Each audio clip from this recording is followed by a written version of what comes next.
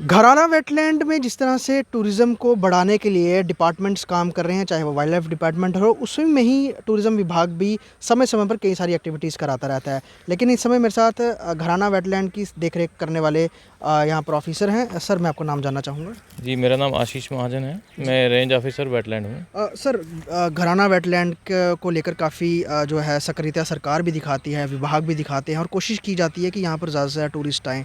किस तरह के अभी यहाँ पे प्रोग्रेसिव वर्क चल रहे हैं जिससे इस जगह को और प्रमोट किया जा सके, उसको और खूबसूरत बनाया जा सके? जी सर, पहले तो मैं आपको बता दूँ कि घराना वेटलैंड जो है, वो इसी साल हमने टेकअप किया हुआ है।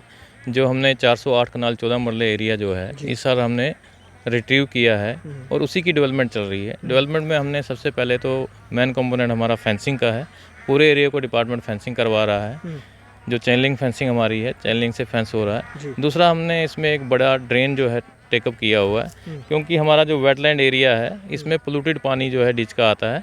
डिपार्टमेंट चाहता है कि पोल्यूटेड पानी इसमें ना आए, बाहर से चला जाए और लोगों का भी जो गार्बेज वेस्ट है वो उस ड्रेन में चला जाए। जी। दूसरा, हमने वो चीज़ टेकअप की है। तीसरा, हमने पार्किंग के लिए लोगों के लिए प्रोविज़न रखा है, क्योंकि यहाँ पार्किंग की हमारे पास जगह नहीं है, लोगों को गाँव के अंदर से आना पड़ता है। तो हमने बाहर से इसका एक अप्रोच रोड भी दिया हुआ है और पार्किंग का प्रोविज़न भी रखा गया है। और नेक्स्ट ईयर में हम इस पॉन्ड एरिया को भी बढ़ा रहे हैं। ये तकरीबन इस वक्त हमारे पास 50 कनाल होगा, नेक्स्ट ईयर तकरीबन 120 कनाल्स हम इसको कर रहे हैं। पॉन्ड एरिया भी बढ़ेगा, जिससे इसकी खूबसूरती और ज़्यादा बढ़ जाएगी। और मैं आपको स्पीशीज़ के बारे में बता दूं, इस वक्त तो रिसेंटली इतनी स्पीशीज़ हमारे पास नहीं होती थी, लेकिन इस ईयर क्या है कि बायोडाइवर्सिटी हमारी बढ़ गई है, क्योंकि हमने फेंस किया है एरिया और कुछ डीरेजिंग वगैरह भी किए, पॉन्ड का एरिया भी बढ़ाया गया है। उससे हमारी इस वक्त 28 स्पीसीज यहाँ इस वक्त आजकल में देखी जा रही है। 28 अलग जी अलग। जी। सर, अगर हम बात करें गर्मियों में, क्योंकि बहुत ज़्यादा गर्मी रहती है तो पानी सूखने का, तो उस समय पानी पर्याप्त बना रहे हमेशा बेसिकली क्या है कि डिपार्टमेंट ने उसके लिए भी टेकअप किया हुआ है। हमने कुछ अपने वाटर पंप्स जो हैं वो भी प्रोविज़न रखा गया, उसके टेंडर्स भी हमने फ्लोट कर दिए हैं। 2-3 दिन में शायद टेंडर भी इसके हो जाएंगे। जी।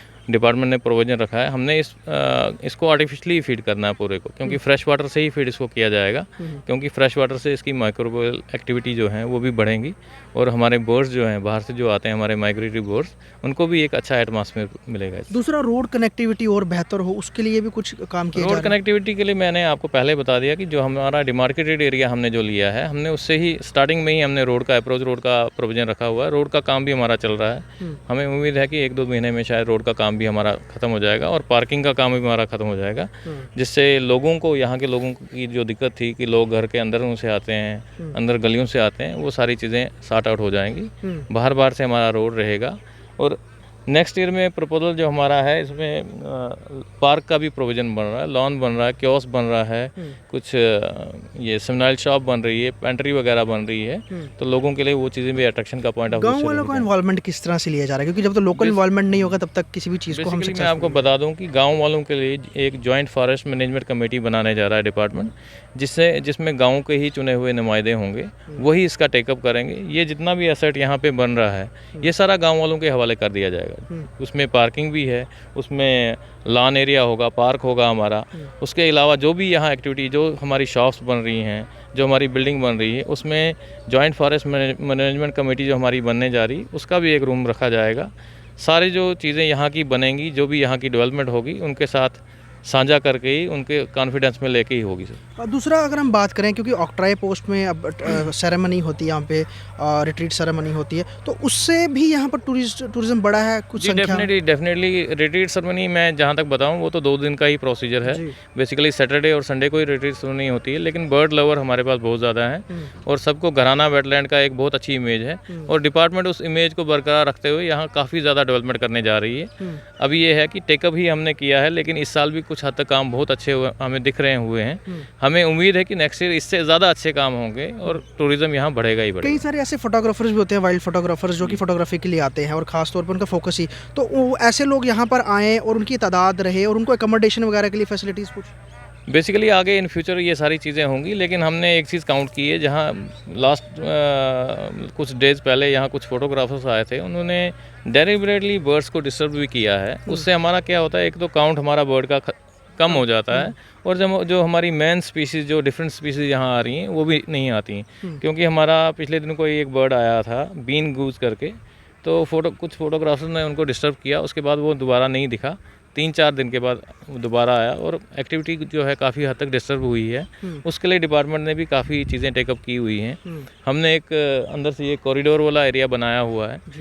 कुछ प्रोहिबिटेड एरियाज़ होंगे और कुछ सिलेक्टेड एरिया होंगे जो फोटोग्राफर्स के लिए रखे जाएंगे, फोटोग्राफी पॉइंट ऑफ व्यू के लिए। दूसरा सर, आप स्पीशीज़ की बात कर रहे हैं, किस तरह से उसको आप लोग लाइक मॉनिटर करते हैं, कौन सी, और उसके लिए इक्विपमेंट गैजेट्स क्या रहते हैं? बेसिकली इसमें इक्विपमेंट कुछ भी नहीं है, ये तो ऑकुलर विजन से ही होता है। हम इसका एरिया जो है डिवाइड कर लेते हैं कि पूरे एरिया में काउंट, हमने जब काउंट करना हो हम पार्ट वाइज इसको करते हैं। पूरे एरिया को 4-5 पार्ट्स में डिवाइड करके फिर हम ऑकुलर विजन से एक काउंट करते हैं कि इस एरिया में इतने बैठे होंगे, इसमें इतने होंगे, और उस हिसाब से हमारी काउंटिंग होती है। दूसरा, आप काउंटिंग की बात मैं बताऊं आपको, तो हमारा डिपार्टमेंट की तरफ से जो इसका सेंसस है वो 3-4 मंथ्स का हमारा सेंसस चलता है, जो नवंबर से अप्रैल तक होता है। तो हर साल नवंबर के टाइम में हम बर्ड का जो है काउंट शुरू करते हैं। हमारे इसके अलावा और भी वेटलैंड्स हैं हमारे पास, मेरे पास इस वक्त 5 वेटलैंड्स हैं, जिसमें प्रोमिनेंट वेटलैंड जो हमारी घराना है। अगर घराना में हमारी आप मिसाल के तौर पे ले लीजिए कि इस वक्त 28 स्पीशीज़ हैं, तो ओवरऑल इस वक्त आज की डेट में मैं बताऊं हमारा काउंट इस वक्त 44-45 स्पीशीज़ का है,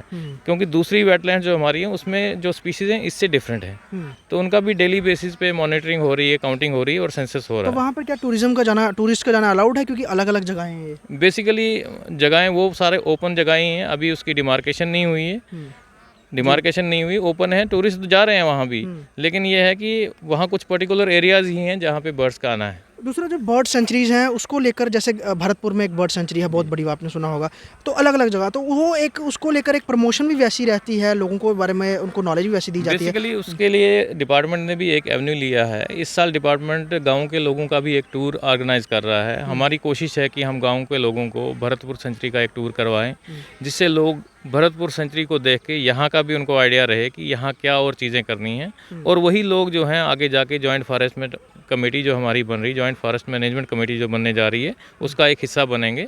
वहाँ जाने से उनको काफ़ी अवेयरनेस भी मिलेगी, एक एजुकेशन लेवल पे भी एक प्रोग्राम होगा। वहाँ जाके हर चीज़ वो देखेंगे कि दूसरी जो एरियाज़ की सेंचुरीज़ हैं, बर्ड सेंचुरीज़ हैं, उनकी डेवलपमेंट किस हद तक हुई है और कैसे टेकअप की गई हैं, वो उसको दिखाने का एक लोगों को ये भी डिपार्टमेंट ने एक एवेन्यू लिया हुआ है। और अगर हम 2021-22 की बात करें, डिपार्टमेंट कितने अभी तक टूरिस्ट यहाँ पे विजिट कर चुके हैं या अभी करेंगे? बेसिकली सर 2021-22 अभी लास्ट ईयर की मैं बात करूँ तो तकरीबन 80-90,000 के करीब टूरिस्ट जो हैं वो 2-3 महीने में यहाँ पे विजिट करते हैं। इस साल डेफिनेटली काउंट बढ़ेगा ही, उनकी भी रीडिंग हम कर रहे हैं। एक अलग से रजिस्टर मेंटेन किया गया है उनके लिए भी।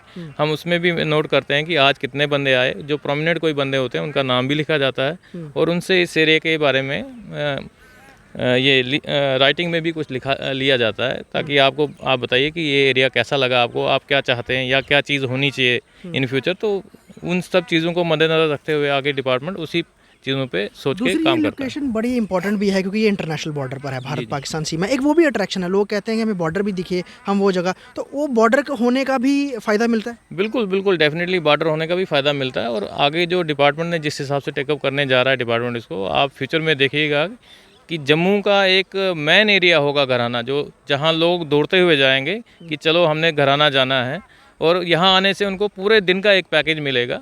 पूरे दिन यहाँ लोग आएंगे और यहाँ एक चीज़ मैं बताऊँ आपको, सुकून बहुत ज़्यादा है यहाँ। आप कभी आइए, बैठिए, यहाँ देखिए पूरा दिन कैसे गुजरता है, कोई पता नहीं चलता। तो साफ तौर पे नेचर से रहने का एक बढ़िया मौका है घराना वेटलैंड, और जो जिस तरह से अलग अलग देशों से परिंदे और स्पीशीज़ जो है वो बढ़ती जा रही है। अभी कुल मिला के 28 स्पीशीज़ हैं, ये बढ़ेंगी, और जिस तरह से वाइल्ड लाइफ डिपार्टमेंट ने इसे अपने अंडर लिया है और इसकी जो है डेवलपमेंट भी की जा रही है, यकीनन अब जो है इसका जो है चेहरा बदलेगा, स्वरूप बदलेगा, और टूरिज़्म को बढ़ाने के लिए भी यहाँ पर कई सारे इनिशिएटिव लिए जा रहे हैं। इससे आम लोगों को भी बेनिफिट होगा, जम्मू के लोगों को भी होगा, और सबसे बड़ी बात जो नेचर लवर हैं उनके लिए एक बहुत सेंटर ऑफ अट्रैक्शन ये जगह बनेगी, ऑलरेडी है भी है, और भारत पाकिस्तान बॉर्डर पर होने का इससे खूब फ़ायदा भी मिलेगा। घराना वेटलैंड से कोशिश की रिपोर्ट।